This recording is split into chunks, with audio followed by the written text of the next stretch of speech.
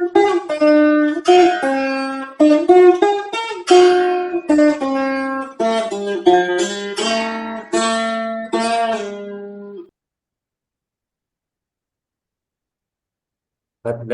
No అపివాతయమనః ఓం శాంతి శాంతి శాంతి.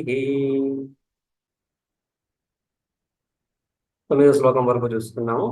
దక్షిణామూర్తి స్తోత్రంలో 9వ శ్లోకంలో ఉపాసన, ఈశ్వర ఉపాసన, ఈశ్వర భక్తి, ఈశ్వర ఉపాసన. ఇక్కడ ఈశ్వర భక్తి, ఈశ్వర ఉపాసన ఏ దక్షిణామూర్తి అయితే మనము తత్పద రూపంగా, రైట్, జగద్ రూపంగా విచారించి తెలుసుకుంటున్నామో అదే దక్షిణామూర్తి యొక్క ఉపాసన, ఆ దక్షిణామూర్తి స్వరూపమే. ఏ విధంగా అయితే ఈ స్తోత్రంలో పరమాత్మ జీవ జగత్ ఈశ్వర రూపం అని చెప్పుకున్నామో అదే విధంగా ఈ ఉపాసన కూడా, ఈ ఉపాసనలో కూడా ఆ పరమాత్మ దక్షిణామూర్తిని జీవ జగదీశ్వర రూపంగానే, అందుకని భూరంభాస్యనలో నిలోంబర అంతవరకు, భూరంభాస్యనలో నిలోంబర పంచమహాభూతాలు, ఆది భౌతిక ప్రపంచమంతా కూడా ఆ పరమాత్మయే, ఆ పరమాత్మ యొక్క శరీరమే. ఈ బ్రహ్మాండం అంతా కూడా బ్రహ్మాండ శరీరి అని, ఆ విధంగా బ్రహ్మాండమంతా ఆయన శరీరంగా. అహర్నాథో హిమాంసుకు, అహర్నాథ సూర్యచంద్రులు సకల కర్మలకు కారణంగా, ప్రతీకగా, కర్మసాక్షిగా, అదేవిధంగా ప్రకాశక స్వరూపాలు. మిగతా భూరంభాస్యనలోనిలో అనలహ అగ్ని ప్రకాశకమే. అయితే ఈ పంచభూతాలన్నింటినీ కూడా చేస్తున్నట్లుగా, వాటితో వ్యవహారాన్ని అంతటిని కూడా నడిపిస్తున్నట్లుగా ఆది దైవిక విషయాలుగా కూడా చెప్పుకోవచ్చు. అహర్నాథో హిమాంశుకు, ఈ విధంగా పుమాన్ పురుషుడు, జీవుడు, రైట్.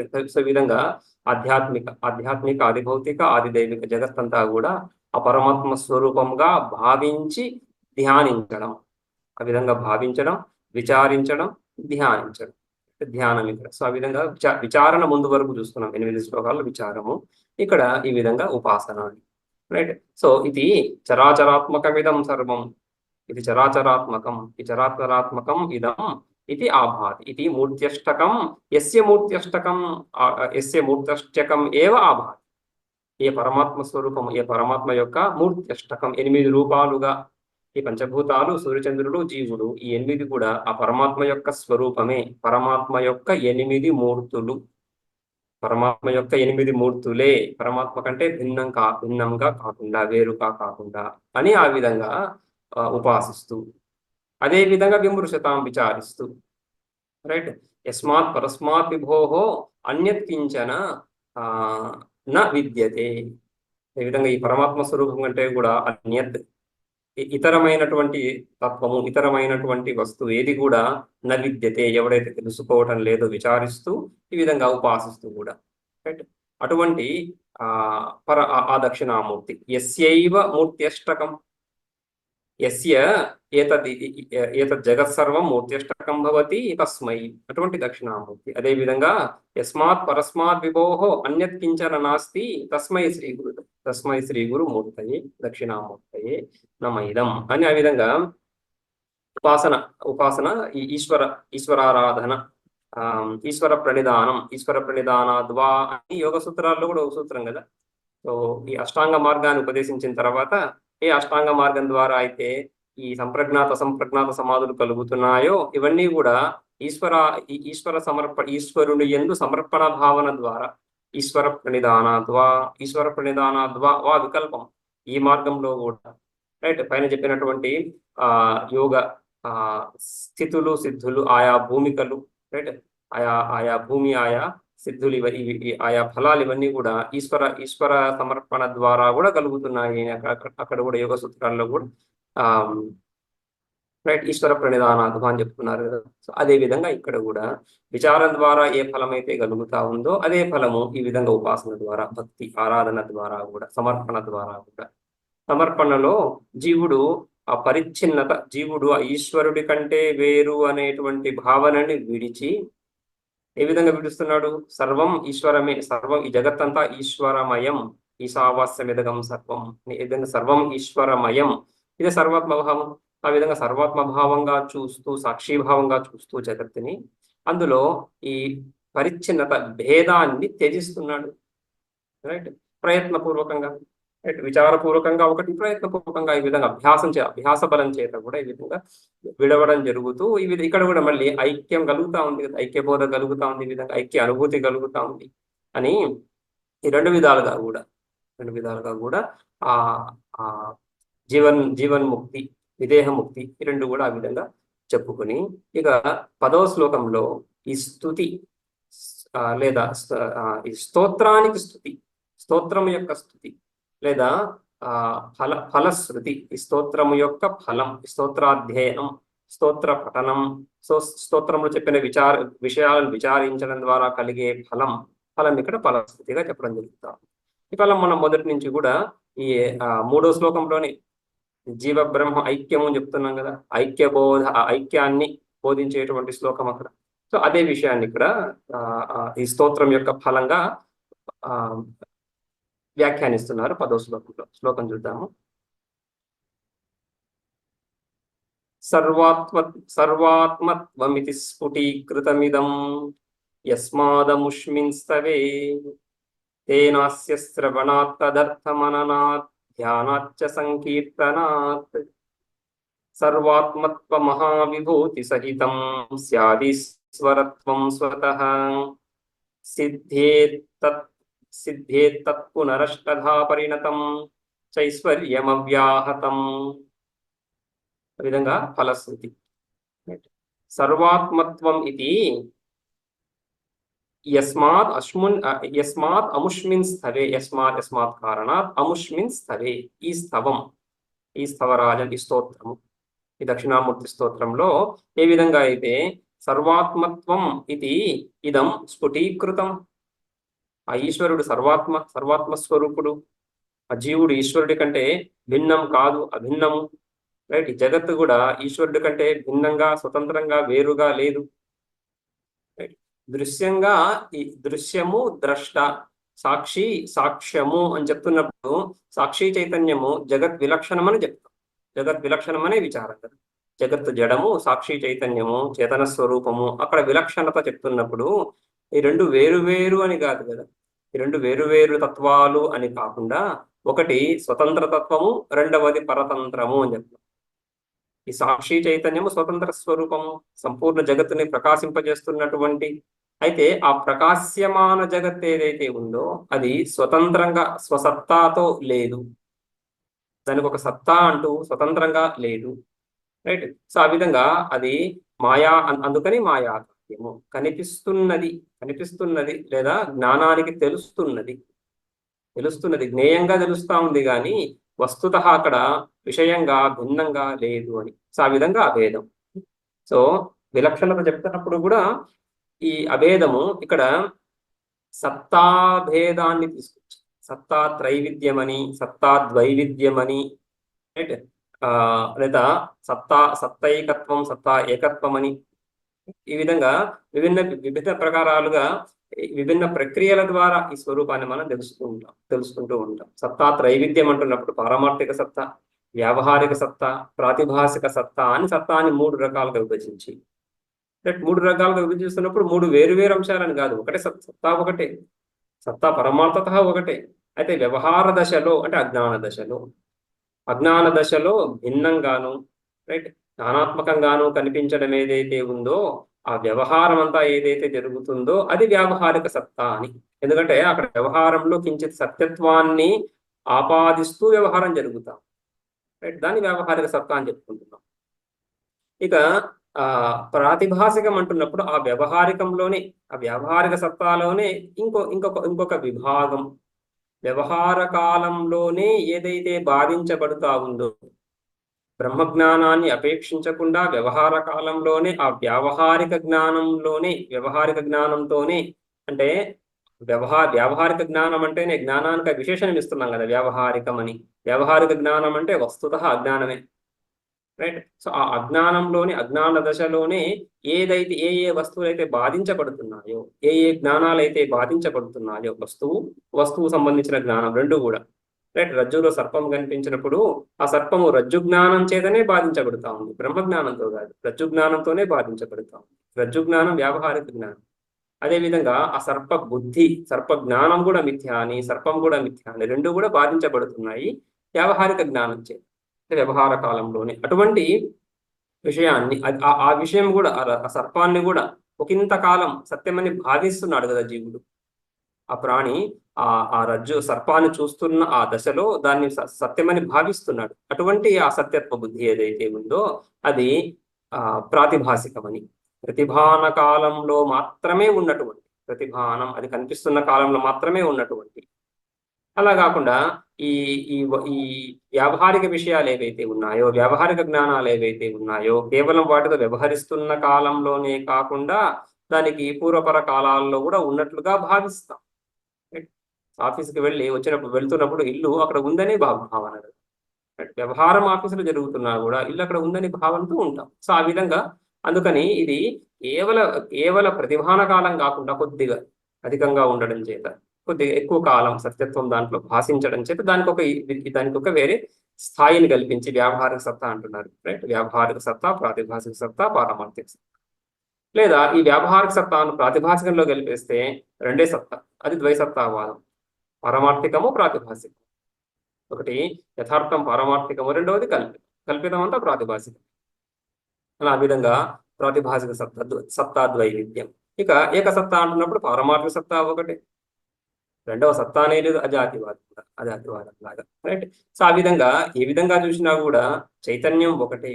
ఆ రెండవ వస్తువు పారమార్థికంగా ద్వైతాన్ని కల్పించటం లేదు అని. రైట్. ఆ విధంగా ఆ సర్వాత్మత్వం ఈ శ్లోకంలో మొదటి నుంచి కూడా మనము చూస్తూనే వస్తూ, అది స్ఫుటీకృతం ఈ స్తోత్రంలో.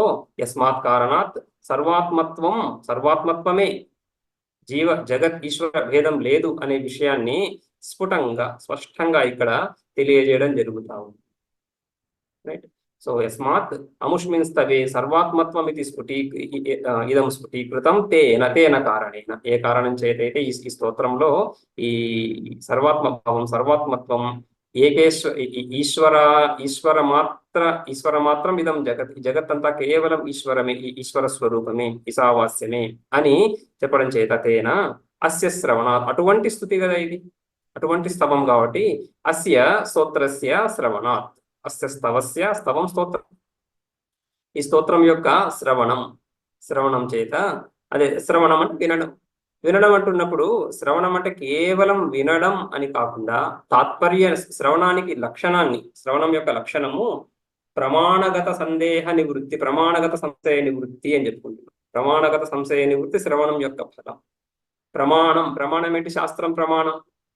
ఇక్కడ ఈ శ్లోకం శాస్త్రం అంటున్నప్పుడు ఉపనిషత్తుల యొక్క వ్యాఖ్యానాలు, భాష్య టీకాలు, అదేవిధంగా భగవద్గీత యొక్క భాష్యము, భాష్య టీకాదులు, బ్రహ్మసూత్రాల యొక్క భాష్య టీకాదులు, ఆ తర్వాత ఈ విషయాలను ప్రతిపాదించేటువంటి ప్రకరణ గ్రంథాలు, ఇవన్నీ శాస్త్రం కదా.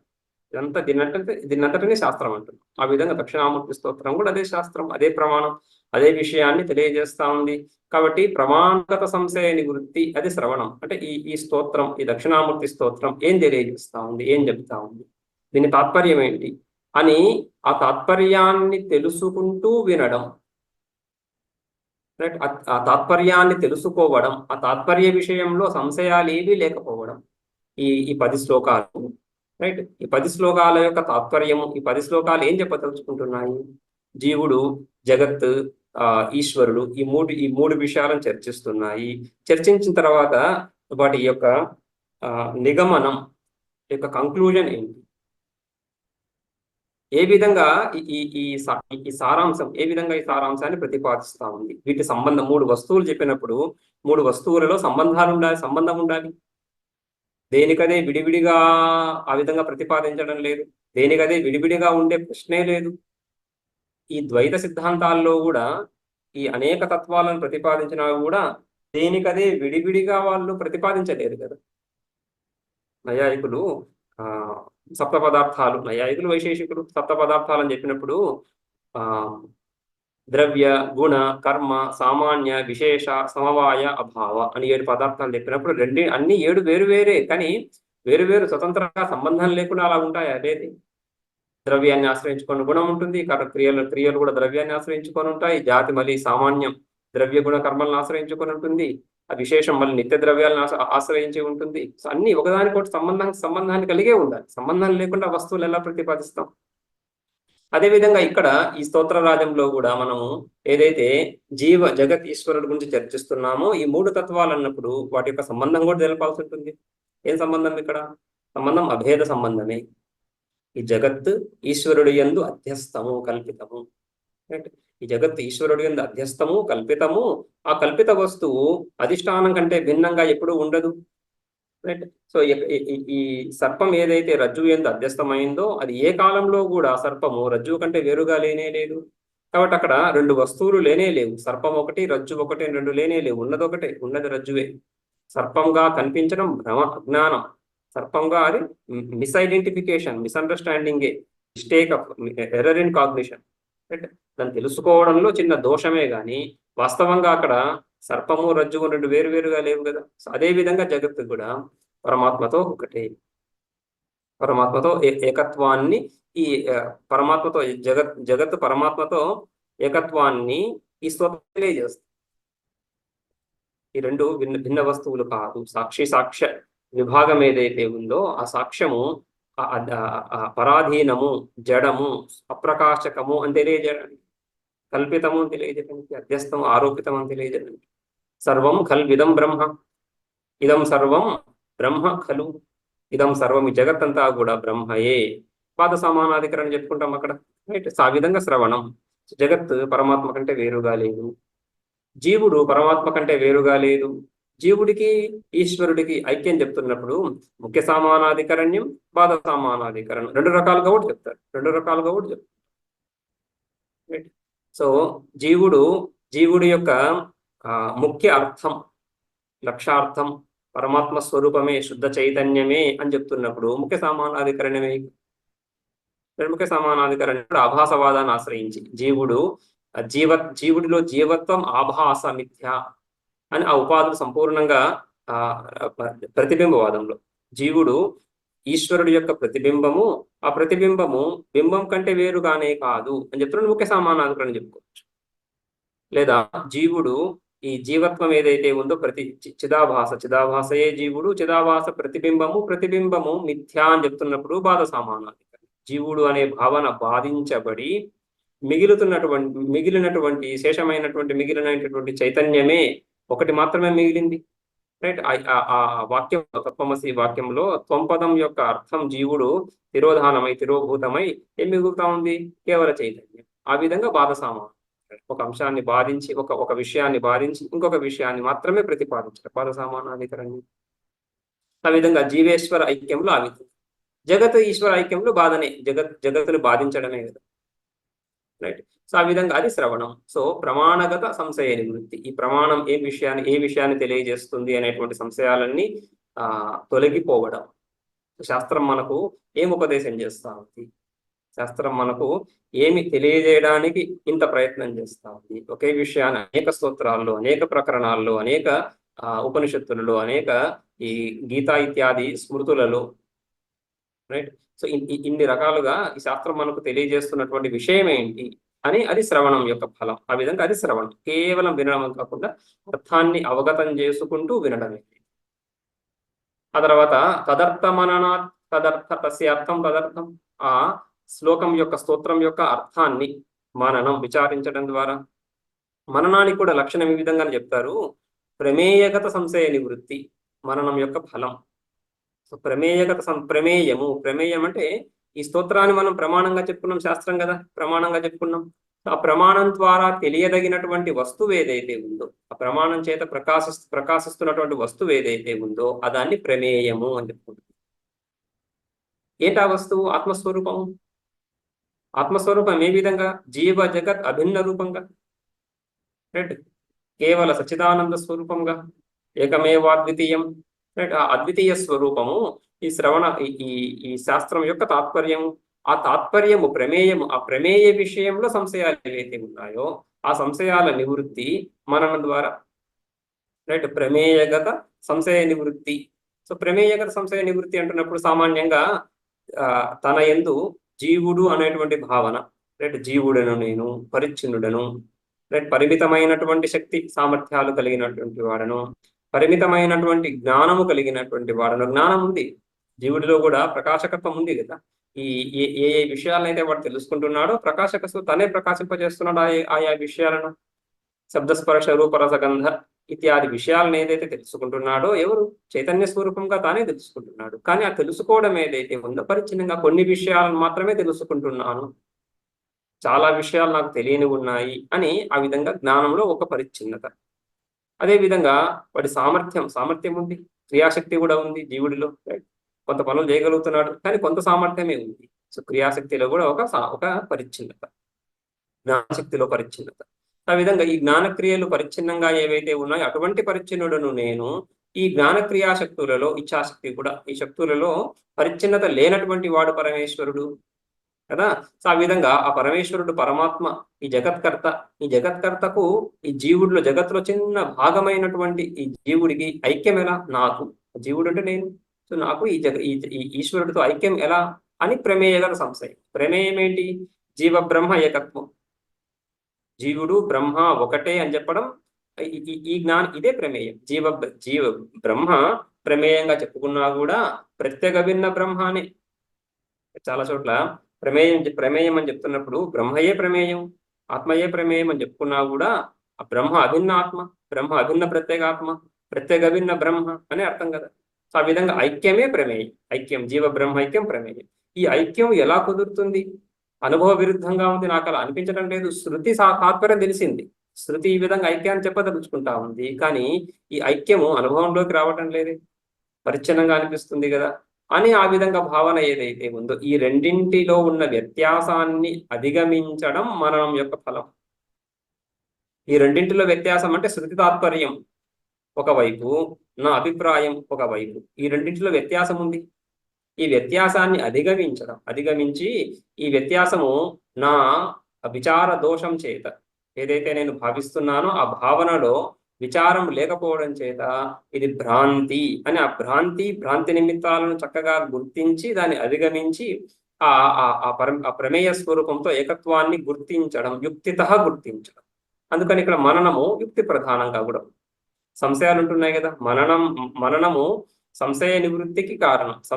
ఏ సంశయాలు? ప్రమేయ విషయంలో ఉండే సంశయాలు, రైట్. శ్రవణం కూడా సంశయ నివృత్తికి కారణం అని చెప్పుకున్నాము. ప్రమాణ విషయంలో ఉండే సంశయాలు, రైట్.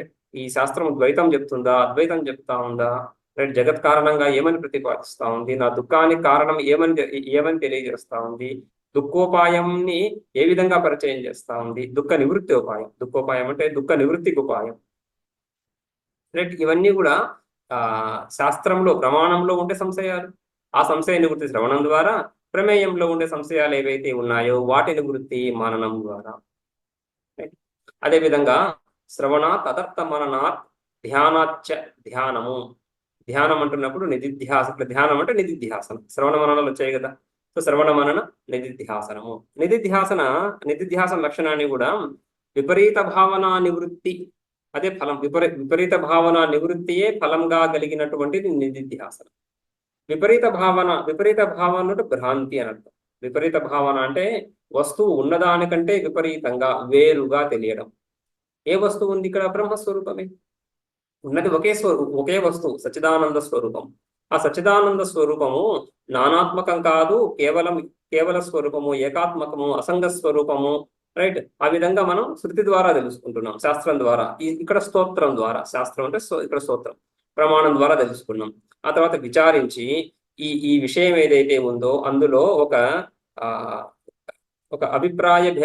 ఆ విషయంలో అభిప్రాయ భేదాలన్నీ తొలగి, అభిప్రాయ భేదాలు సంశయాలన్నీ తొలగి ఈ విషయం యథార్థము అనేటువంటి ఒక నిశ్చయ భావన కూడా కలుగుతా ఉంది మననం ద్వారా. కలిగినప్పటికీ కూడా పూర్వపూర్వ సంస్కారాలు ఏవైతే ఉన్నాయో వాటి వేగం చేత, వాటి బలం చేత, రైట్, ఆయా భావనలు బుద్ధిలో మళ్ళీ ఏవైతే వస్తున్నాయో, రైట్, అవి విపరీత భావనలు, భ్రాంతి. ఎందుకంటే ఆ భావన మనస్సులో ఒక భావన ఉత్పన్నం అవుతున్నప్పుడు చాలా బలంగా వస్తుంది. బాహ్య బంధనాలలా కాదు కదా.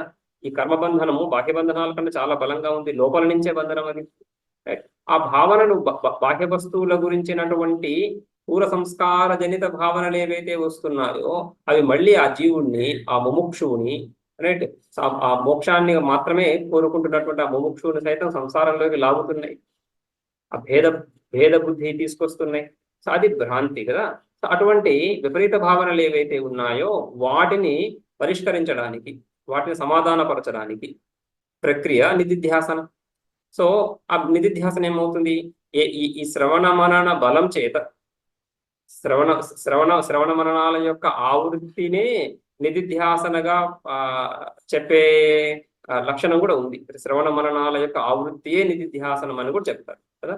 సో శ్రవణ మననాల యొక్క ఆవృత్తి, ఎందుకంటే ప్రయత్నము శ్రవణ మననాల్లో ఉంది అని. వ్యక్తి ప్రయత్నపూర్వకంగా శ్రవణం చేస్తాడు, అందుకని శ్రవణ విధిని కూడా అంగీకరిస్తాడు. జ్ఞానంలో విధిని అంగీకరించకపోయినా కూడా జ్ఞానం పొందు అని విధి చేయడం కుదరదు. ఎందుకంటే అక్కడ పురుషతంత్రం కాదు అది. పురుషుడికి స్వాతంత్ర్యం లేదు. జ్ఞానాన్ని పొందాలి, ఒక వస్తువుని ఇలా తెలుసుకోవాలి అనే దాంట్లో ప్రమాణం ఉన్నప్పుడు ఆ ప్రమేయ వస్తువుకు అనుకూలంగా ప్రమేయ వస్తువును అనుసరిస్తూ జ్ఞానం కలుగుతుంది. కానీ పురుషుడి ప్రయత్నానికి అనుగుణంగా జ్ఞానం కలగటం లేదు. రైట్, ఎదురుగా కుర్చీ ఉంది, ఆ కుర్చీని చూస్తున్నాము, చక్షురింద్రియానికి ఆ కుర్చీకి ఆ సంయోగం కలిగిన తర్వాత, రైట్, అంతఃకరణం బుద్ధి అక్కడే ఆ ఏకాగ్రమై అక్కడే ఉన్నప్పుడు వాడికి ఆ కుర్చీ విషయక జ్ఞానం సాక్షాత్గా కలిగిపోతా ఉంది. అందులో పురుషుడికి స్వాతంత్రం లేదు. ఈ కుర్చీ నేను ఏనుగులా చూడాలనుకుంటున్నాను అని వాడు చేయలేడు ఆ విధం. రైట్, అది ఉపాసన చేయొచ్చు, జ్ఞానం ఆ విధంగా కలగదు. సో అందుకని జ్ఞానంలో విధి లేదు అనేసి. జ్ఞానంలో విధి, పురుషుడు ప్రయత్నపూర్వకంగా దాన్ని పొందేదేం లేదు. వాడి ప్రయత్నం అంతా ప్రమాణ వ్యాపారంలో ప్రయత్నం ఉంటుంది. ఎటో వెళ్తున్నటువంటి ఆ చక్షురింద్రియ దృష్టి, ఆ చక్షురింద్రియాన్ని ఆ విషయం వైపు కేంద్రీకరించడం, ఆ వస్తువు వైపు కేంద్రీకరించడం, అది ప్రయత్నమే కదా. అక్కడ పురుష స్వాతంత్ర్యం ఉంటుంది. కానీ ఆ కేంద్రీకరించిన తర్వాత వాడికి స్వాతంత్ర్యం ఏమీ లేదు. అది వస్తుతంత్రంగా జ్ఞానం కలుగుతుంది. కాబట్టి జ్ఞానంలో విధి లేదు. అదేవిధంగా ఇచ్ఛ కూడా పూర్వ రాగద్వేషాలు ఏవైతే ఉన్నాయో, సంస్కారాలు ఏవైతే ఉన్నాయో వాటి ద్వారా ఆయా ఇచ్ఛలు కలుగుతున్నాయి కానీ, కోరికలు కలుగుతున్నాయి కానీ అందులో కూడా వాడికి స్వాతంత్ర్యం లేదు. క్రియలో ఉంటుంది. ఈ 4 ఇచ్ఛలు కలుగుతున్నప్పుడు ఈ 3ంటిని నేను కాదు, 4వ దాన్ని నేను పొందదలుచుకుంటున్నాను, దానికి ప్రయత్నిస్తాను అని ప్రయత్నం, అది వేరే. అక్కడ క్రియలో స్వాతంత్ర్యం ఉంది, ఇచ్ఛలో స్వాతంత్ర్యం లేదు, జ్ఞానంలో లేదు. కానీ శ్రవణంలో ఆ విధంగా జ్ఞానంలో ఇచ్ఛను అంగీకరించకపోయినా శ్రవణంలో అంగీకరిస్తాం. శ్రోతవ్యో మంతవ్యో నిధిధ్యాసితవ్య అంటున్నప్పుడు ఆత్మావారే ద్రష్టవ్యలో తవ్య ప్రత్యయమే ఉంది. శ్రోతవ్యో మంతవ్యో నిధిధ్యాసితవ్యో తవ్య ప్రత్యయమే ఉంది, సమాన ప్రత్యయమే. కానీ ద్రష్టవ్యలో విధిని అంగీకరించకుండా శ్రోతవ్యో మంతవ్యో నిధిధ్యాసితవ్యలో విధిని అంగీకరిస్తున్నారు. అపూర్వ విధి కాకపోయినా నియమ విధి, ఒక తక్కువ స్థాయి విధి అనేసి విధిని అంగీకరిస్తున్నాం. సరే, ఆ విధంగా ఆ విధంగా శ్రవణ మననాలు ప్రయత్నపూర్వకంగా జరుగుతాయి. రైట్, ప్రయత్నపూర్వకంగా జరుగుతాయి కాబట్టి అక్కడ ఒక ఎఫర్ట్, పురుష ప్రయత్నం ఉంటూ దానిని ఆవృత్తి చేయడం కుదురుతుంది. సో ఆ ఆవృత్తి ద్వారా దృఢ సంస్కారం కలుగుతున్నప్పుడు ఈ ప్రమేయ విషయక సంశయ నివృత్తి, ఆ తర్వాత ప్రమేయ వృత్తి, ఈ ప్రమేయ వృత్తి, ప్రమేయ జ్ఞానం యొక్క సంస్కారాలు దృఢమవుతున్నప్పుడు నిధిధ్యాసన సహజంగా స్వాభావికంగా మొదలవుతుంది అనే ఉద్దేశంతో శ్రవణ మననాల ఆవృత్తియే నిధిధ్యాసన అని చెప్పి. రైట్, శ్రవణ మననాల యొక్క ఆవృత్తి మళ్ళీ శ్రవణం, మళ్ళీ మననం చేస్తున్నప్పుడు ఆ దృఢ ఆత్మనిష్ట ఏదైతే కలుగుతుందో తద్వారా ఆత్మనిష్ట ఏదైతే కలుగుతా ఉందో అదే నిధిధ్యాసన. రైట్, సో ఈ విపరీత భావనలకు విరుగుడుగా, విపరీత భావనలకు సమాధానంగా నిధిధ్యాసనం ఈ విధంగా శ్రవణ మననాల యొక్క ఆవృత్తి అని, లేదా ఆ విచారిత విషయం ఏదైతే ఉందో ప్రమేయ స్వరూపం బ్రహ్మస్వరూపం ఏదైతే ఉందో అజీవ బ్రహ్మ ఐక్యము, ఆ తద్విషయక చింతన లేదా మనస్సుని ఆ జీవ బ్రహ్మ ఏకత్వ విషయం యందు లగ్నం చేయడం.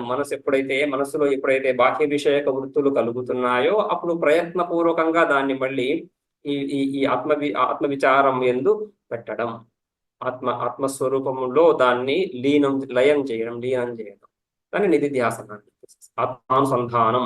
ఆత్మానుసంధానం అంటే ఆత్మ విషయక అంతఃకరణాన్ని ఆత్మాభిముఖం చేయడం. ఆత్మాభిముఖం చేయడం అంటే ఈ బహిర్ముఖత, బాహ్య విషయక అభిముఖత, బాహ్య విషయక చింతన ఏదైతే ఉందో అది కలుగుతున్నప్పుడు అక్కడి నుంచి దాన్ని మళ్లించి ప్రయత్నపూర్వకంగా ఆత్మ విషయక చింతనలో లేదా ఆత్మాభిముఖం చేయడం అని, అది నిధిధ్యాసనగా చెప్పుకుంటాం. ఈ విధంగా శ్రవణ మననాల ఆవృత్తిని కానీ లేదా పాజిటివ్గా శ్రవణ మననాల ఆవృత్తి పెట్టినప్పుడు శ్రవణ మనన ఆవృత్తి ద్వారా నిధిధ్యాసన స్వాభావికంగా సహజంగా కలుగుతుంది అని రైట్, అనిష్ట కలుగుతా ఉంది. అందుకని శ్రవణ మననాలు అది ఎలాగో చేయాల్సింది. అలా కాకుండా విపరీత భావనలు కలుగుతున్నాడు ప్రత్యేకంగా మళ్ళీ ఆత్మచింతన, ఆ విషయాల ఎందు దోష దృష్టి ద్వారా దృష్టిని మరల్చి అంతఃకరణాన్ని ఆత్మాభిముఖం చేయడం నిధిధ్యాసన. సో ఆ విధంగా ధ్యానాచ్చ శ్రవణ తదర్థ మననాత్ ధ్యానాచ్చ. అదే విధంగా ఇవన్నీ పంచమి, ఇవన్నీ హేతులు. వీటి ద్వారా తేన అస్య స్తోత్రస్య శ్రవణాత్, అస్య స్తోత్రార్థస్య మననాత్, అస్య స్తోత్రార్థే ధ్యానాత్, స్తోత్రార్థ విషయక ధ్యానాత్, సంకీర్తనాత్ సముపసర్గ సమ్యక్ కీర్తనం సంకీర్తనం. సంకీర్తనం అంటే ఈ స్తోత్రాన్ని పఠించడం లేదా పఠనం పాఠనం, పఠన పాఠన రెండు కూడా సంకీర్తన అంటున్నప్పుడు సమ్యక్ కీర్తనం. కీర్తనం అంటే కీర్తనం అంటున్నప్పుడు ఇక్కడ ఈ సంకీర్తనం ఈ సంకీర్తన పదానికి ఈ రామతీర్థ టీకా ఇందులో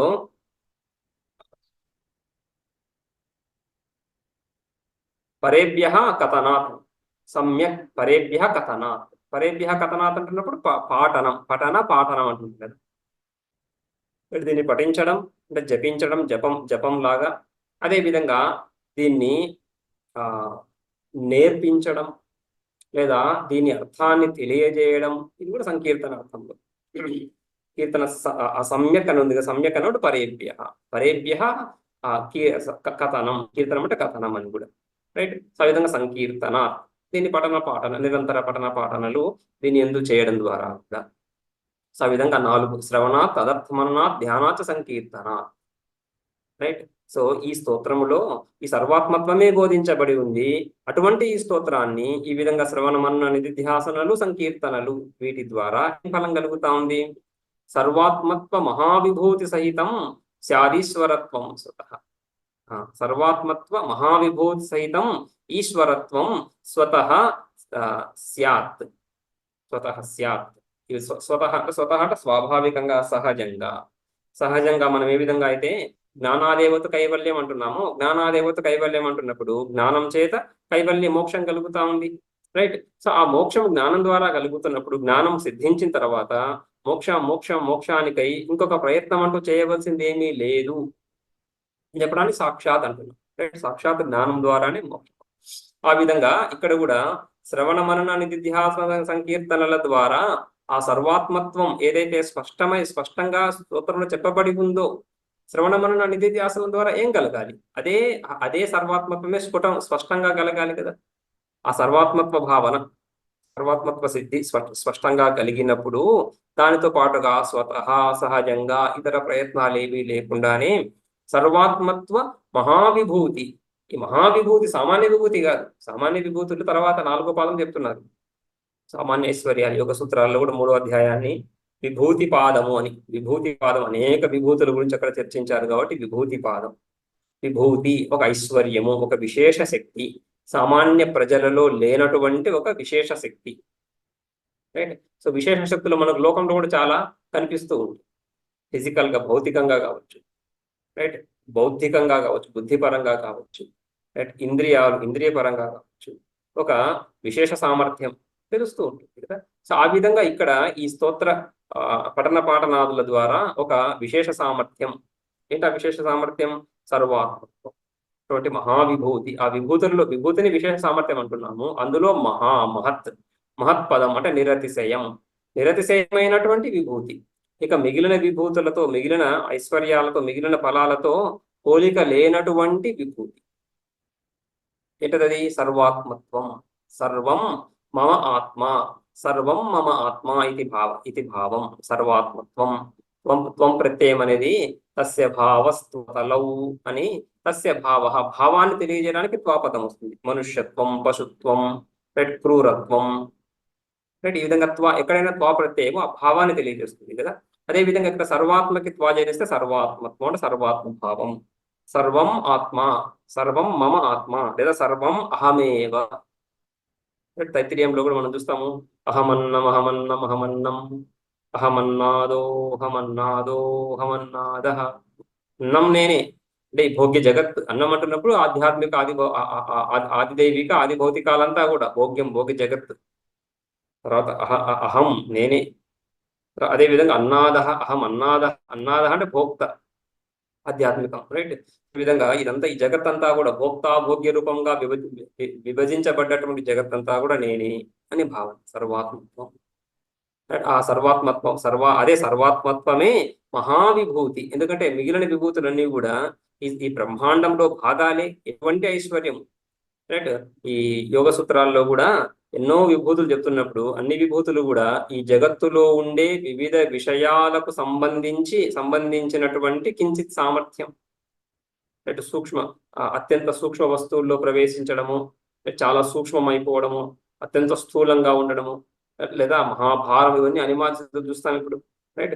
ఆ విధంగా ఈ విశేష సిద్ధులు ఏవైతే ఉన్నాయో ఇవన్నీ కూడా లోకంలో ఉండే అనేక ఇతర విషయాలు ఏవైతే ఉన్నాయో వాటికి సంబంధించి ఉండడం చేత సంసారంలో భాగాలుగా ఉంటున్నాయి.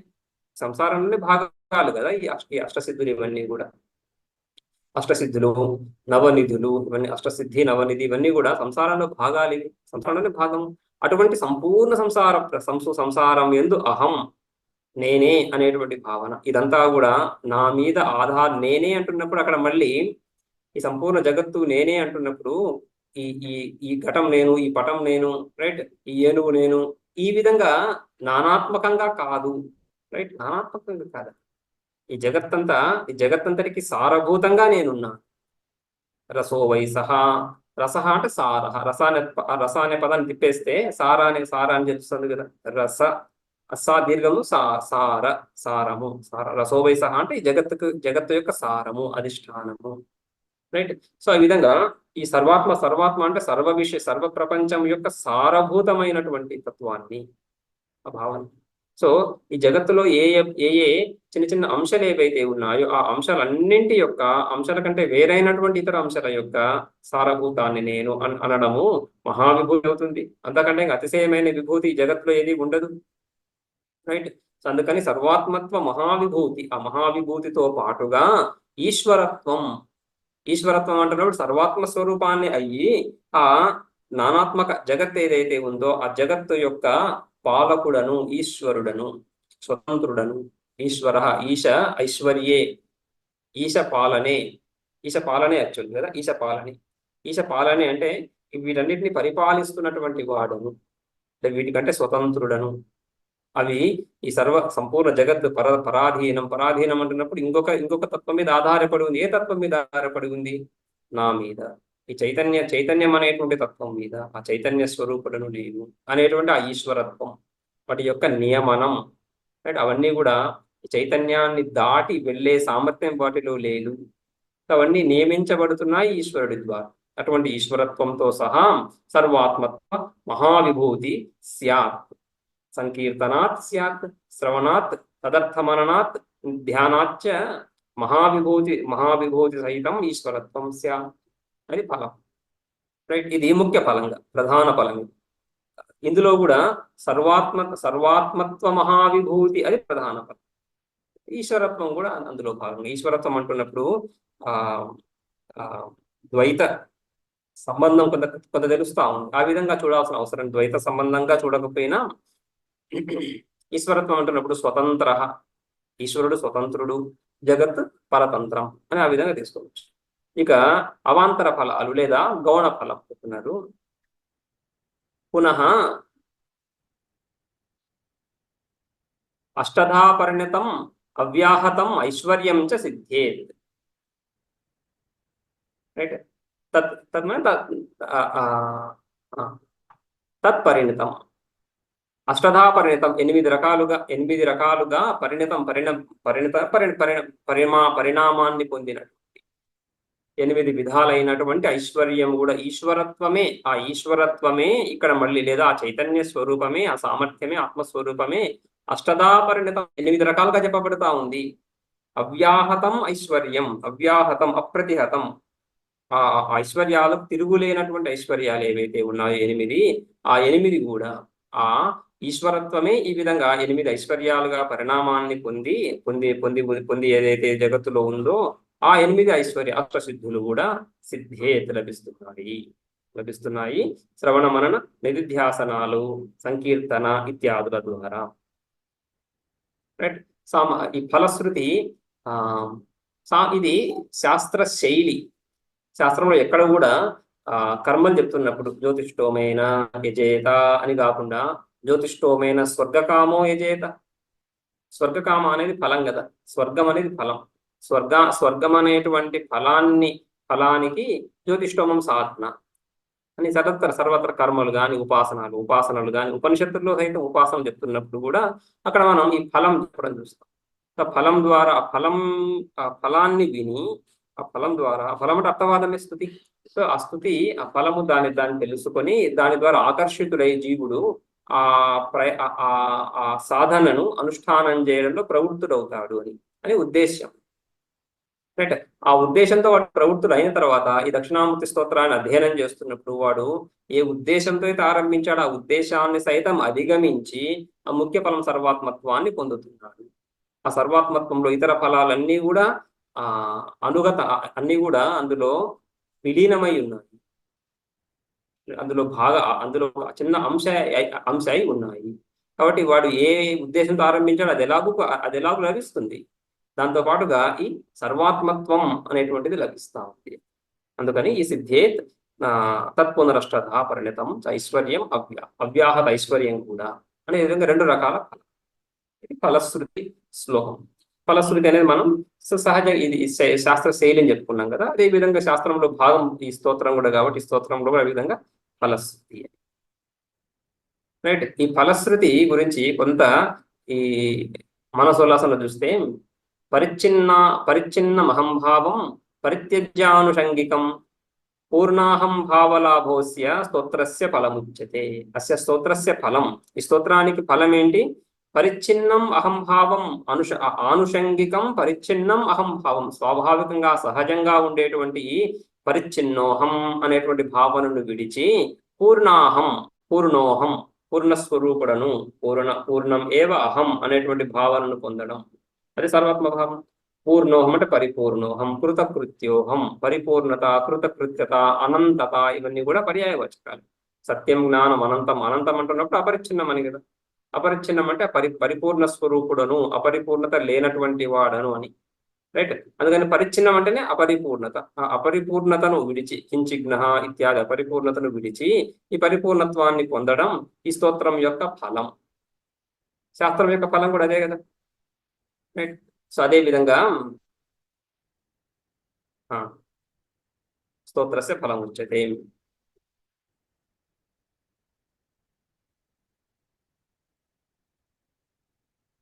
అదే విధంగా ఇతర ఫలాలు గౌణ ఫలాలు చెప్పుకున్నాం కదా, సిద్ధే తత్పునరష్టధ అని చెప్పేసి వాటి గురించి కూడా మనసోల్లాసంలోనే పాకే ప్రవర్తమానస్య సీతాది పరిహారవత్ ప్రాసంగికాశ్చ సిద్ధ్యంతి స్తోత్రేణానేన సర్వదా.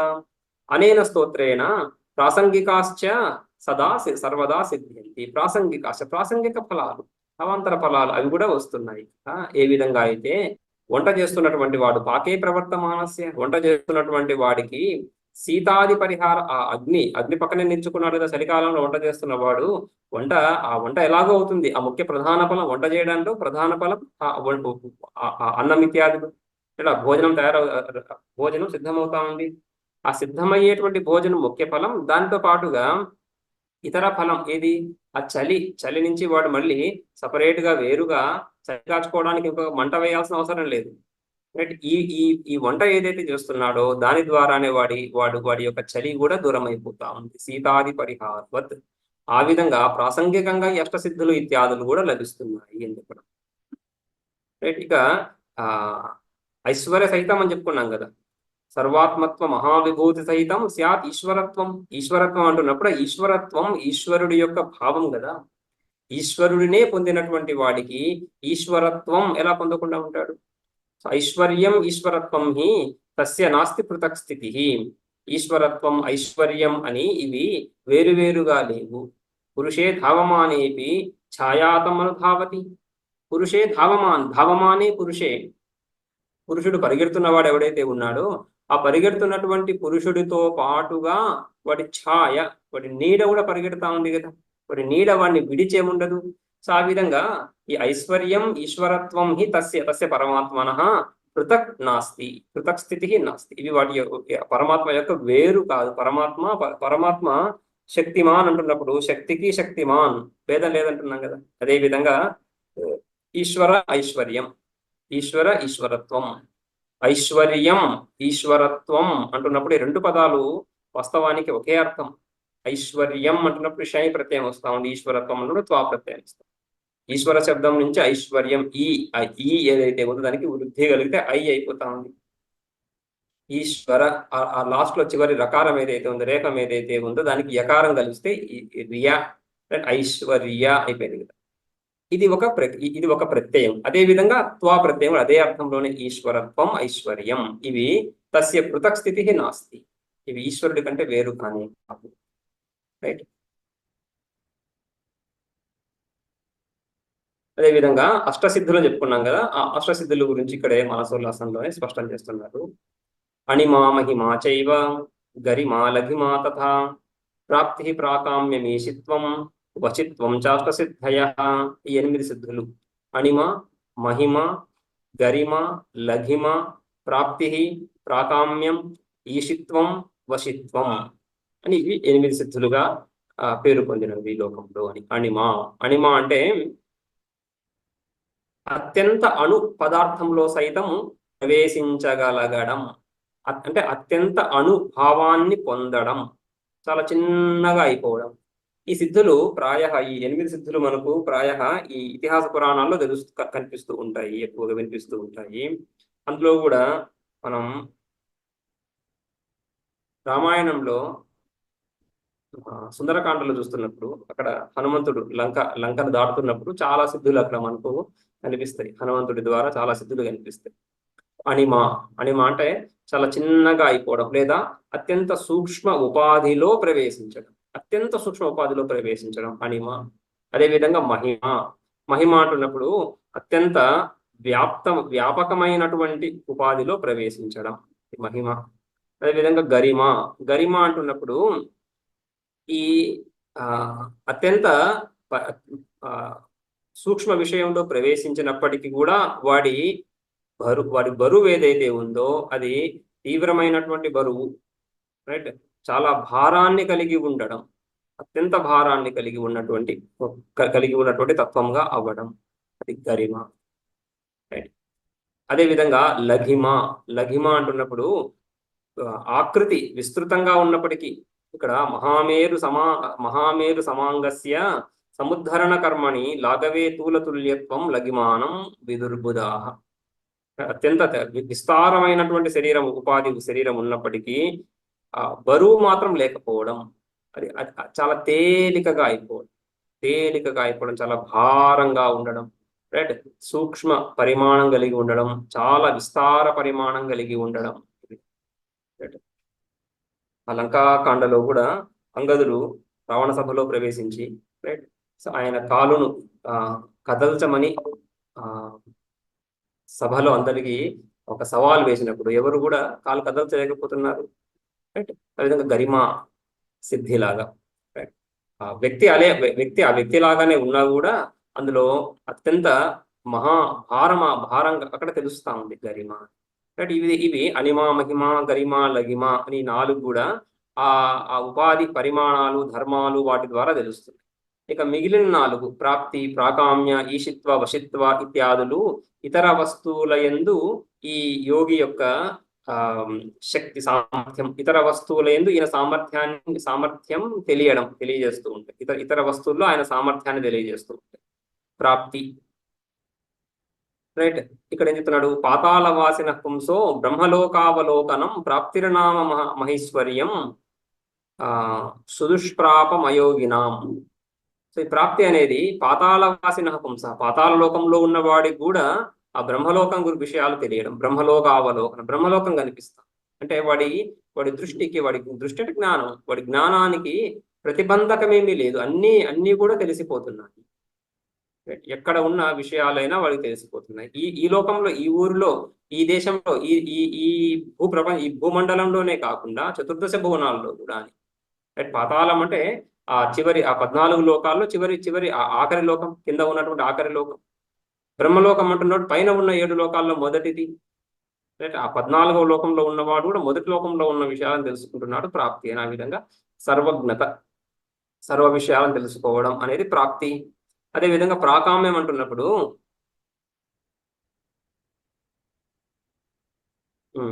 ఆకాశగమనాదీనాం అన్యాసం సిద్ధి సంపదాం స్వేచ్ఛామాత్రేణ సంసిద్ధి ప్రాకామ్యం అభిధీయతే. ఆకాశగమనాది, ఆకాశగమనం ఇత్యాది, ఈ లెవిటేషన్ అంటున్నాం కదా, ఆకాశగమనం ఇత్యాది ఇత్యాది సిద్ధుల యొక్క సిద్ధుల్ని పొందడం ప్రాకామ్యం అని. అదేవిధంగా ఈశిత్వం అంటున్నప్పుడు స్వేచ్ఛామాత్రేణ లోకానాం సృష్టి అంత్యకర్తృతాం సూర్యాదీనాం నియోక్తృత్వం ఈశిత్వం అభిధీయతే. ఈ పంచభూతాలను నియంత్రించడం, సూర్యాదీనాం నియోక్తృత్వం, సూర్యాదులను కూడా నియంత్రించగలగడం, స్వేచ్ఛ తన ఇచ్ఛామాత్రం చేత లోకానాం సృష్టి స్థితి అంతకర్తృత, సృష్టి స్థితి ప్రళయాలను కలిగించడం ఈశిత్వం అని. వీటి నిర్వచనాలు కొన్ని చోట్ల భిన్నంగా కూడా ఉండొచ్చు. అదేవిధంగా వశిత్వం, సలోకపాలా సర్వేపి లోకా స్వవశవర్తిన తదైశ్వర్యం వశిత్వాఖ్యం సులభం శివయోగినాం. ఈ విధంగా సలోకపాలాహ, లోకపాలకులతో సహా లోకాలను, సర్వేపి లోకాహ లోకపాలాహ సలోకపాల, లోకపాలాలతో సహా సర్వలోకాలు స్వవశవర్తిన, ఎవడి అధీనంలో ఉన్నాయో వాడి ఐశ్వర్యాన్ని వశిత్వం అంటున్నాము. లోకాలని లోకపాలకులను సైతం శాసించగలిగినటువంటి సామర్థ్యం, ఆ ఐశ్వర్యం, ఇవన్నీ కూడా ఆ ఈశ్వరుడి యొక్క ఐశ్వర్యంలో చిన్న అంశాలు అని. అయితే ఇవన్నీ ఈ శ్లోకంలో సర్వాత్మభావ సామ్రాజ్య నిరంతరిత చేతసాం పరిపక్వ సమాధీనాం కిం నామన సిద్ధ్యతి.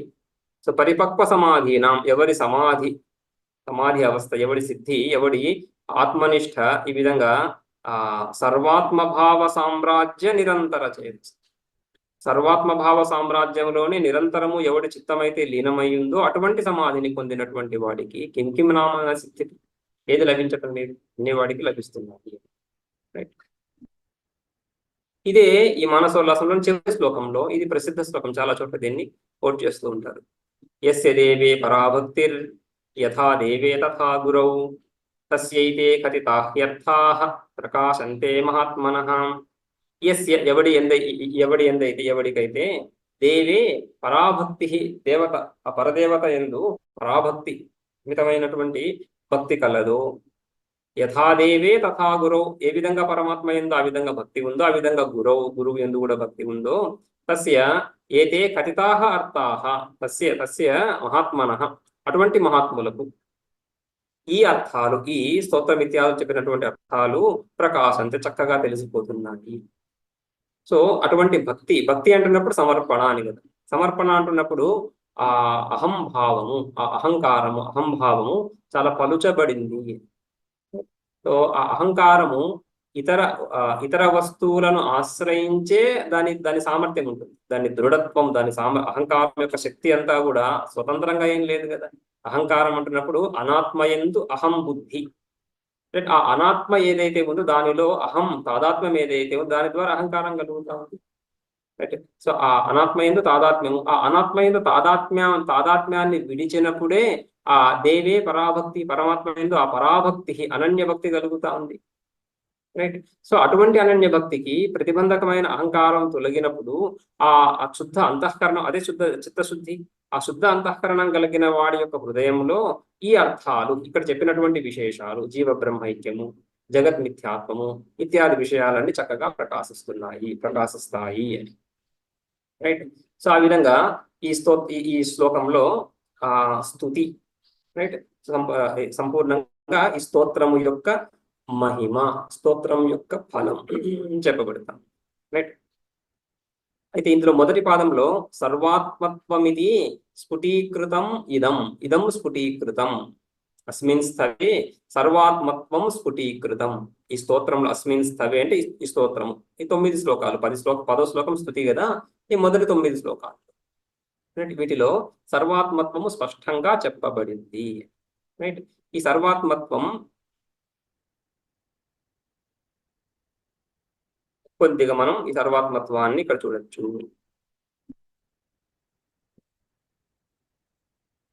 ఓకే.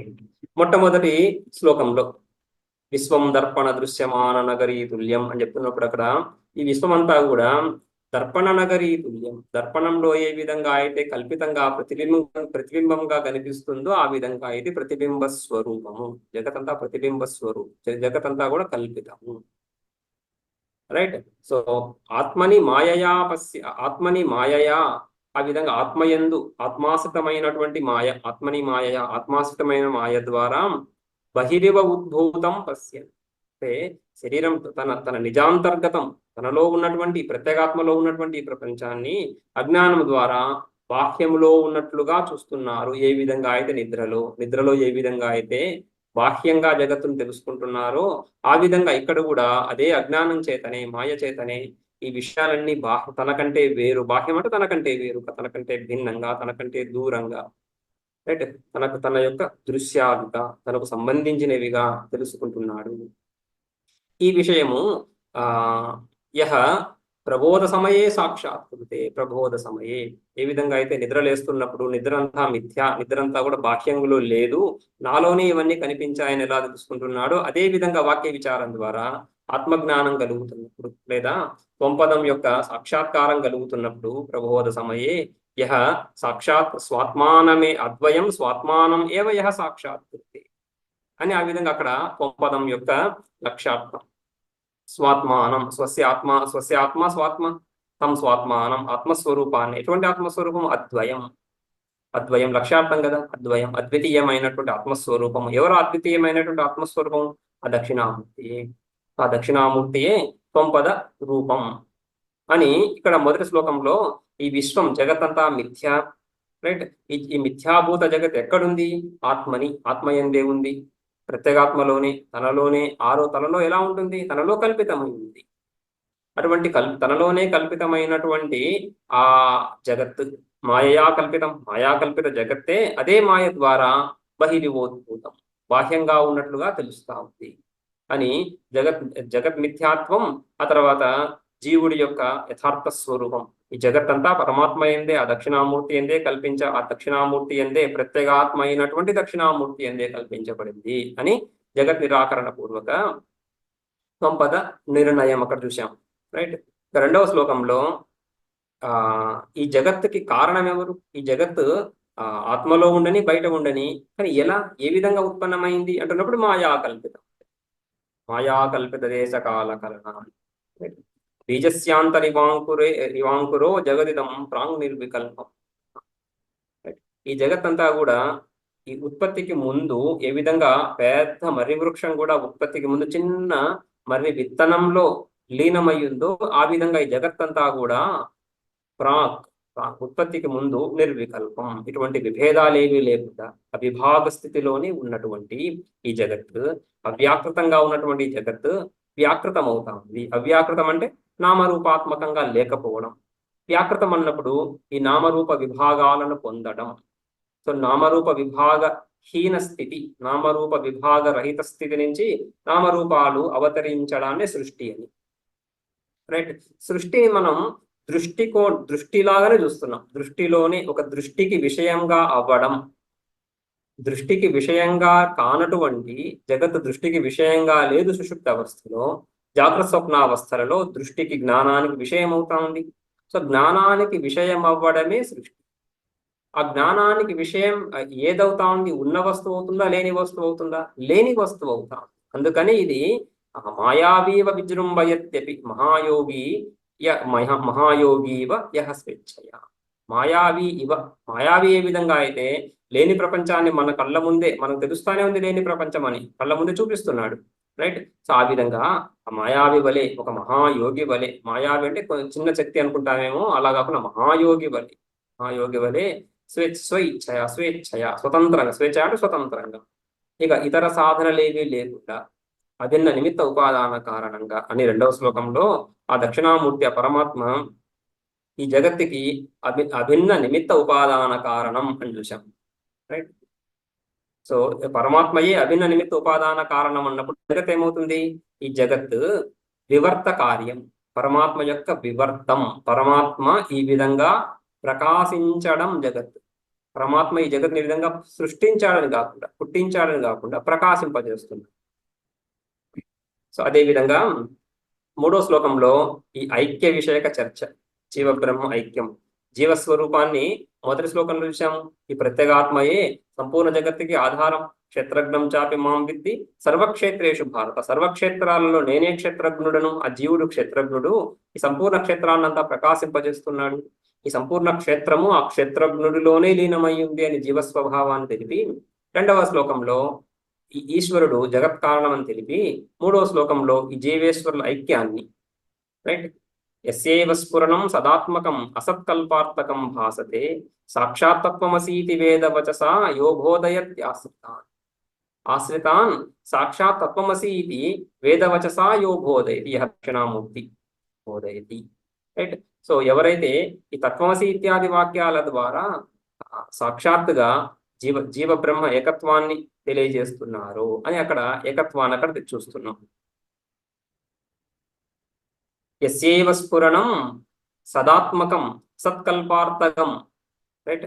ఆ యస్య స్ఫురణం, ఆ పరమాత్మ చైతన్యం సదాత్మకం సత్స్వరూపం, ఈ అసత్ విషయాలన్నింటినీ ప్రకాశింపజేస్తున్నటువంటి, రైట్, ఆ పరమాత్మ చైతన్యమే నీ యొక్క స్వభావము, ఆ సచ్చిదానంద స్వరూపమే నీ యొక్క నిజతత్వము అని సాక్షాత్ తత్వమసీతి వేద వచసాయో బోధయత్ ఆశ్రితాన్. తనను ఆశ్రయించినటువంటి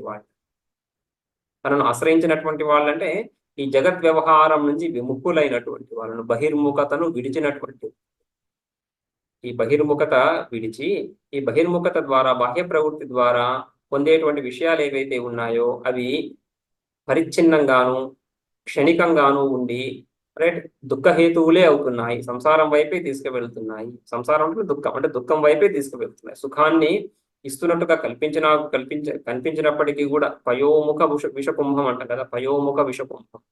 విషకుంభం, ఆ కుంభం ఘటం, అందులో విషం ఉంది, కానీ పయోముఖం, దాని ముఖం పైన పాలు కనిపిస్తున్నాయి. ఆ విధంగా సంసారం అంతా కూడా ఆ విధంగా సుఖం గురించే సంసారంలో ప్రవృత్తి అంతా కూడా. సంసారాన్ని పొందడానికి చేసే ప్రవృత్తి చేసే ప్రతి ఒక్కడు కూడా సుఖాన్ని పొందడానికే ప్రయత్నం చేస్తుంటాడు. సుఖస్వరూపంగా తెలుస్తూ ఉన్నప్పటికీ కూడా అది దుఃఖ స్వరూపం అయిపోతా ఉంది పొందుతున్నప్పుడు. రైట్. సో ఆ విధంగా ఈ ప్రవృత్తి నుంచి ఎవడైతే నివృత్తమవుతున్నాడో ఆశ్రితాన్, అటువంటి వాడు ఆ గురువుని, ఆ దక్షిణామూర్తిని ఆశ్రయించినటువంటి వాడికి ఆయన ఈ విధంగా బోధిస్తున్నాడు శృతి వాక్యాల ద్వారా అని ఆ విధంగా మూడో శ్లోకంలో ఐక్యాన్ని చూశాం. రైట్. ఆ నాలుగో శ్లోకంలో నానాచిద్ర ఘటోదర స్థిత మహాదీప ప్రభాభాస్వరం జ్ఞానం యస్యతు చక్షురాధికరణ ద్వారా బహిస్పందతే అని చెప్తున్నప్పుడు ఈ జగత్, ఈ కల్పిత జగత్ ఏదైతే ఉందో, రైట్, ప్రత్యేగాత్మయందే ఆవిర్భూతమైన జగత్ మాయ ద్వారా బహిర్భూతం, బాహ్యంగా ఉన్నట్టుగా తెలుస్తున్నటువంటి జగత్తు తెలుస్తా ఉంది కదా. ఏ విధంగా తెలుస్తా ఉంది? ఎవరు దీన్ని తెలుసుకుంటున్నారు? రైట్.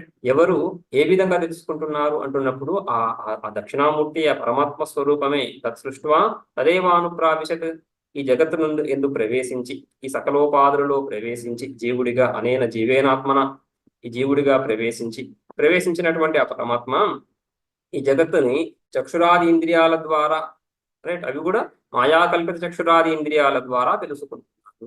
ఈ జగత్తుని ఈ విధంగా తెలుసుకుంటున్నాడు అని ఇక్కడ పరమాత్మయే సాక్షి చైతన్యము, ఏకమాత్ర చైతన్య స్వరూపము సాక్షి చైతన్యము అని అక్కడ నాలుగో శ్లోకంలో చూశాం. ఆ తర్వాత ఐదో శ్లోకంలో ఇతర దర్శనాలన్నీ దేహం ప్రాణం అపీంద్రియాణ్యపి చలాం బుద్ధించ శూన్యం విదుహు అని చెప్తున్నప్పుడు ఇవన్నీ కూడా దేహము, ప్రాణము, ఇంద్రియాలు, రైట్, ఇవన్నీ జీవుడి యొక్క స్వభావము అని ఒక భావన కలుగుతాం. ఈ ఈ ఇవే జీవుడు. దేహమే ఆత్మ. దేహమే జీవుడు, దేహమే ఆత్మ. ఈ ప్రాణ ఇంద్రియాలు ఇవే జీవుడు. త్వంపదం యొక్క అర్థాలు ఇవే. ఇవే తత్వము, ఇవే వాస్తవము అని స్త్రీబాలాండ జడోపమ స్వహమితి భ్రాంత పురుషం. ఈ విధంగా ఏదైతే భావిస్తున్నారో ఇవన్నీ కూడా ఆ మాయామోహం చేతనే వీళ్ళందరూ కూడా ఈ విధంగా అనేక విషయాలు వాటి యొక్క ఆత్మ చైతన్యం యొక్క ప్రతిబింబము ఈ దేహాదులలో ప్రతిఫలించడం చేత, దేహాదుల యందు చైతన్యం స్పర్శ ఉండడం చేత ఈ దేహం ప్రాణం అవి ఇవన్నీ కూడా నా స్వభావము, ఇవే వీటితో తాదాత్మ్యాన్ని అజ్ఞాన కల్పిత తాదాత్మ్యాన్ని గుర్తించక వాటినే స్వభావంగా గుర్తిస్తున్నారు. చైతన్యం యొక్క ప్రతిబింబం అందులో ఉండడం చేత, చైతన్యం వాటిలో ప్రతిఫలించడం చేత ఆ చైతన్య దేహాదుల తాదాత్మ్యాన్ని తెలుసుకోలేక, విచారించి వాటిని పృథక్గా తెలుసుకోలేక, వేరువేరుగా తెలుసుకోలేక వాటిని ఆత్మస్వరూపంగా భ్రాంతి పడుతున్నారు అని. ఇతర మత నిరాకరణ చూస్తున్నాం. ఇతర దృష్టులన్నీ దోషభూయిష్టాలని చూశాం. ఇక 6వ శ్లోకంలో రాహుగ్రస్త దివాకరేందు సదృశ మాయా సమాచ్ఛాదనాత్ అంటున్నప్పుడు ఈ రాహు ద్వారా ఈ చంద్రగ్రహణం, చంద్రుడు సూర్యుడు గ్రహణానికి గురవుతున్నారు. వాళ్ళు ఎక్కడికి పోవటంలే, కానీ వాళ్ళ జ్ఞానం కలగటం లేదు. కేవలం వాళ్ళు ప్రకాశక స్వరూపాలుగానే ఉంటూ కూడా ఈ అజ్ఞానం చేత ఆవరించబడి, రాహు అనేటువంటి అజ్ఞానం చేత ఆవరించబడి తెలియటం లేదు. అదే విధంగా సుషుప్త అవస్థలో ఆత్మ చైతన్యం స్వయం ప్రకాశ స్వరూపమే అయ్యుండి కూడా స్వనిష్ట అజ్ఞానం చేత కప్పబడి లేనట్లుగా అనిపిస్తుంది. కానీ అక్కడ ఆత్మ చైతన్యం ప్రకాశక స్వరూపంగానే ఉంది. ఆత్మ చైతన్య ప్రకాశమే లేకపోతే అజ్ఞానం కూడా తెలియదు. నకించిద్ అవే దిశం అని తెలుస్తా ఉంది కదా. నకించిద్ అవే దిశం ఆ అజ్ఞానాన్ని, సకల విషయక అభావాన్ని ప్రకాశింపజేస్తూ చైతన్యం అక్కడ ఉంది అని శూన్యవాదాన్ని నిరాకరించారు. అక్కడ చైతన్యము లేదు, ఎటువంటి జ్ఞానము లేదు కాబట్టి చైతన్యము లేదు అనేటువంటి శూన్యవాదాన్ని నిరాకరిస్తూ ప్రత్యవిజ్ఞ ద్వారా ఆ మేల్కొంటున్నటువంటి వాడు నేనే నిద్రపోయి ఉన్నాను, నిద్రపోయి నేనే లేస్తున్నాను, ఆ నిద్రలో ఏమీ తెలుసుకోలేదు, సుఖంగా నిద్రపోయాను అని తెలుసుకుంటున్నాడు. ఆ స్మృతులు కలుగుతున్నాయి. ఆ స్మృతి ద్వారా నిద్రావస్థలో కూడా వాడు చైతన్య స్వరూపంగా ఉన్నాడు అని తెలుస్తాం. అదే విధంగా 7వ శ్లోకంలో కూడా బాల్యాదిష్వపి జాగ్రత్తాదిషు తథా సర్వాస్వస్థాస్వపి సకలావస్థల్లో, బాల్య, శిశు, కౌమార ఇత్యాది అవస్థలలో, జాగ్రత్త, స్వప్న, సుషుప్తి ఇత్యాది అవస్థలలో, ఈ అవస్థలు అన్నింటి యందు కూడా అనువృత్తమానం అహమితి అంతఃస్ఫురంతం సహా. ఈ సకల అవస్థలు వ్యావృత్తమవుతూ ఉండగా అనువర్తమానంగా ఉన్నటువంటి ఆత్మస్వరూపాన్ని అని ఎక్కడ కూడా మళ్ళీ ఆ ప్రత్యభిజ్ఞ యొక్క విస్తారం. ఏ ప్రత్యభిజ్ఞనైతే మనం 6వ శ్లోకంలో ఏ ప్రత్యభిజ్ఞ ద్వారా అయితే శూన్యవాదాన్ని నిరాకరించామో అదే ప్రత్యభిజ్ఞ ద్వారా శూన్యవాదాన్ని నిరాకరిస్తూ ఆత్మస్వరూపాన్ని, సత్యస్వరూపాన్ని, ఆ సత్యస్వరూపాన్ని కూడా ప్రతిపాదించడం 7వ శ్లోకంలో. యుక్తి ద్వారా, ప్రత్యభిజ్ఞ యుక్తి కదా, ప్రత్యభిజ్ఞ యుక్తి ప్రత్యభిజ్ఞ ప్రమాణంగా తీసుకుంటున్నాము. ప్రమాణము యుక్తి. శృతి ద్వారా నిరూపితమైనటువంటి ఆ ఆత్మస్వరూపాన్ని ప్రత్యభిజ్ఞ అనేటువంటి యుక్తి ద్వారా దృఢం చేసుకోవడం, అది 7వ శ్లోకంలో చూశాం. 8వ శ్లోకంలో ఈ సంసారం అంతా కూడా మాయామయం అని చెప్తూ విశ్వం పశ్యతి కార్యకారణతయ, సంపూర్ణ జగత్తునంతటిని కూడా కార్యకారణ రూపంగా, స్వస్వామి సంబంధ రూపంగా, శిష్యాచార్యతయ, పితృపుత్రాధ్యాత్మన భేదత, ఈ విధంగా భిన్నంగా ఏదైతే చూస్తున్నారో ఈ భేదమంతా కూడా మాయా కల్పితం. స్వప్నే జాగృతి వా ఏష పురుషో మాయా పరిభ్రామిత అని మొదటి శ్లోకంలో ఏదైతే విశ్వం దర్పణ దృశ్యమాన నగరీ తుల్యం అని చెప్తున్నామో అదే విషయాన్ని మళ్ళీ ఇక్కడ సారాంశ రూపంగా ఈ విశ్వం అంతా కూడా కార్యకారణ రూపంగా స్వస్వామి సంబంధాలతో వ్యవహార విషయంగా తెలుస్తా ఉంది. ఇది మాయా పరిభ్రామిత అని. 9వ శ్లోకంలో ఈశ్వర ఆరాధన, ఉపాసన, ఆ దక్షిణామూర్తిని అష్టమూర్తి రూపంగా ఉపాసించి, విచారించి గాని ఉపాసించి గాని ఈ విషయాన్ని అవగతం చేసుకోవడం. ఆ విధంగా ఉపాసించి విచారించిన వాడికి సర్వాత్మత్వం ఫలం అని 10వ శ్లోకం. ఆ విధంగా ఈ దక్షిణామూర్తి స్తోత్రం ఇక్కడితో మనం ముగిద్దాం. ఓం ఓం यो ब्रह्माणं विदधाति पूर्वं यो वै वेदांश्च प्रहिणोति तस्मै तं ह देवमात्मबुद्धिप्रकाशम् मुमुक्षुर्वै शरणमहं प्रपद्ये। ఓం